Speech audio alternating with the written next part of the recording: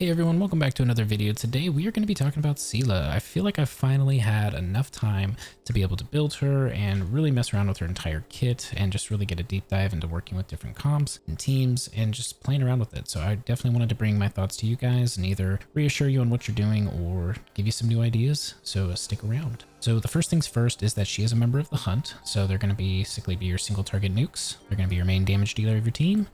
And the second thing is she is Quantum. So Quantum, when you do a weakness break, will cause entanglement. So it's going to delay the enemy's action, pushing them down in the lineup. And it's going to deal additional quantum damage at the start of their next turn.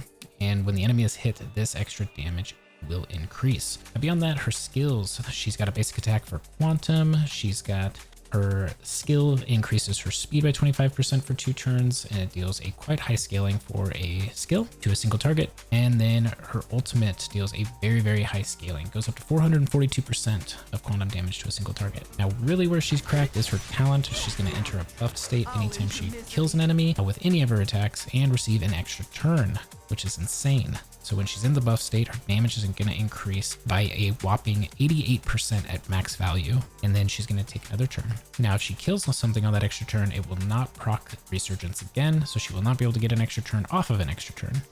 How many extra turns? 1 extra turn. And then, if you use her ultimate, you can potentially get an extra turn, and then you can kill something and get an extra turn. So it's like, how many extra turns can you get? And then if you have Bronya in your team, you can get an extra turn, and then you can kill something and get an extra turn. I think you guys get the idea. You get a lot of turns. So you can, I think, get up to like 6 extra turns in total if there were 6 enemies on the field, which I don't think is possible. So I think it's actually only 5. That makes the most sense to me. Anyways, I know we just talked a lot about extra turns, so we're going to move on from that, but that's why she's so busted.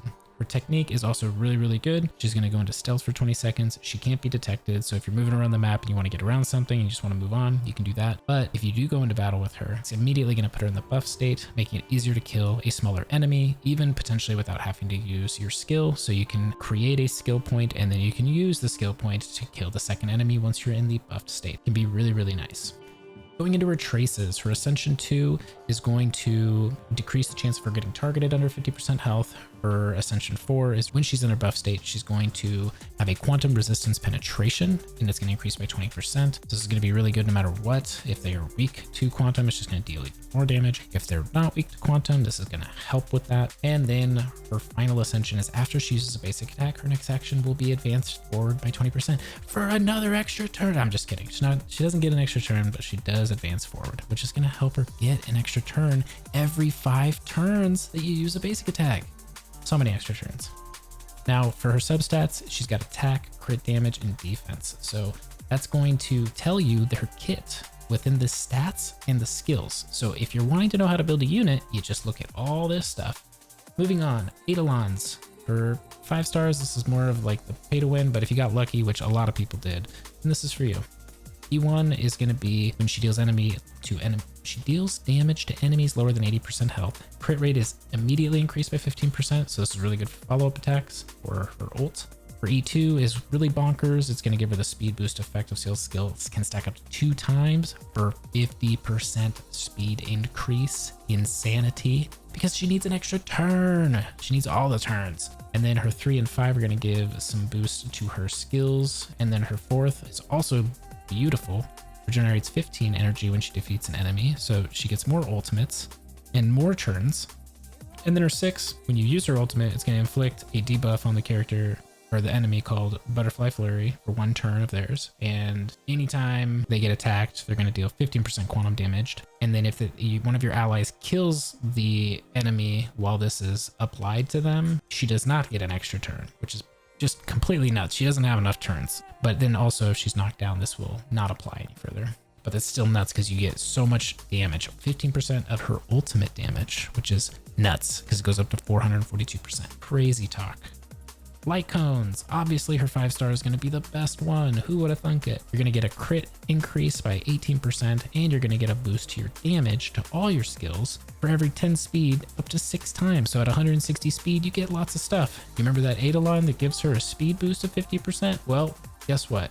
When that procs, you immediately get the light cone in effect 6 times. But 6 times 6, that's 36. And then you got a 70% crit damage boost. Crazy talk.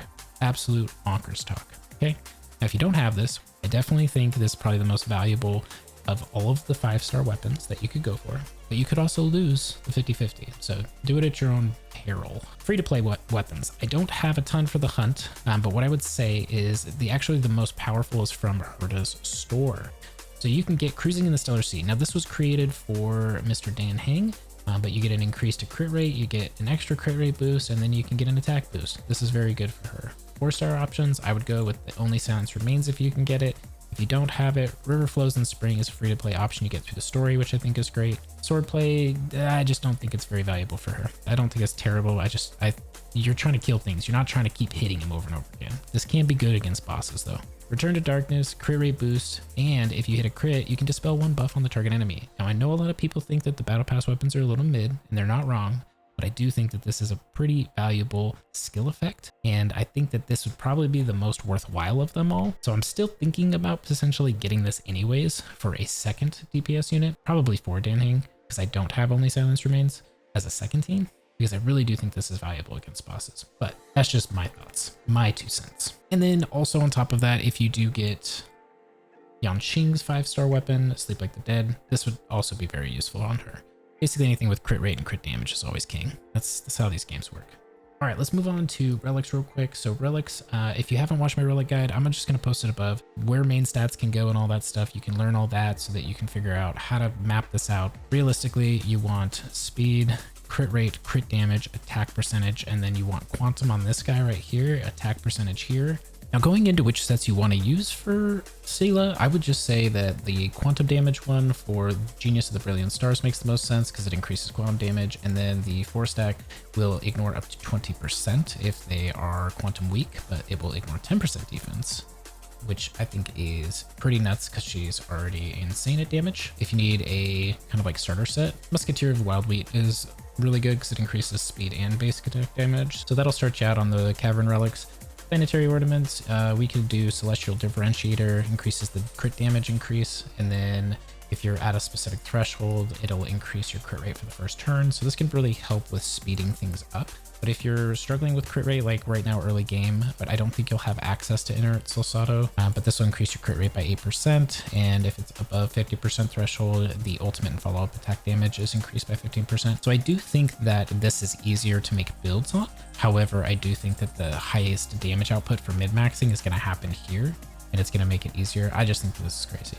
But Space Sealing Station would also be good because it increases speed and attack, and it also gives kind of a similar buff to Seele's weapon. So I would just say that these 3 are kind of the go-to in my opinion. You know, stats are primarily always going to be more important, so do whatever's going to help with the stats we talked about. And so if you don't have this set to help with crit rate and you really need crit rate, I would imagine going crit rate would be the smart move versus you trying to go for a build with crit damage. Because if you only have 5% crit rate, this isn't going to do anything for you, so I wouldn't even recommend it. So it's not about the build, it's about the stats. Now let's talk about teams real quick. So with teams, you can really go a lot of ways with this. That's the nice thing about using her because she's super selfish. But let's just go ahead here and take a look at this. So if you have Bronya, you're just going to put Bronya there, okay? This is your team, okay? The other 2 don't matter too much. You're just going to put Natasha and Fire MC because that's 90% of all team builds right now. If somebody asks, what team should I play? This is literally an 80 to 90% of the answers. These are just bonkers units. They're good defense. This is great offense, okay? If you don't have Bronya, that's okay, okay? So we're going to focus on the other ones. If you have Asta, Asta's really good. If you have Welt, Welt and Asta are extremely good. You want the enemy team not to even move? Do Asta and Welt. That's a great idea. You're probably always going to have Natasha in the comp, so I would just imagine that she's there unless you have Bailu. Bailu's incredible. If you haven't watched my Bailu video, definitely recommend it. She's incredible. You want her in your team if you have her as a healer. Healing is just so needed. I can't believe they only have 1 healer. They did this in Genshin with Barbara for like the longest time. It's absolutely bonkers, okay? So you've got Bailu and you want a pay to win team, and you want to get Bronya, okay? This is king team. And then you just add Trailblazer Fire. Now you have the king setup, okay? You are a true king queen right here if you have this setup. A fun one that I've been messing around with is actually going to be Natasha and Pella. I really like Pella. I like defense break. I have Pella at E6 now because I don't want to talk about it, but I have Pella at E6 and I have Natasha at E6. So this is like the comp for me. And then I have Bronya at E1, which we're not going to talk about that either. And then I have Seele at E2. So this is really crazy. This is a crazy comp, but even if I didn't have all those things, I'd still think it's a really good comp because I think that Pella's defense break is just really nice. And if you have, there's a light cone that you can use with her for Nihility that I really, really like and I recommend, but you can only get it through a gacha. So this is the reason I wanted to use her, but basically you have a chance to ensnare an enemy, which does a defense decrease. So I really like this with her single target hit. You really want to try and make her faster than Seele.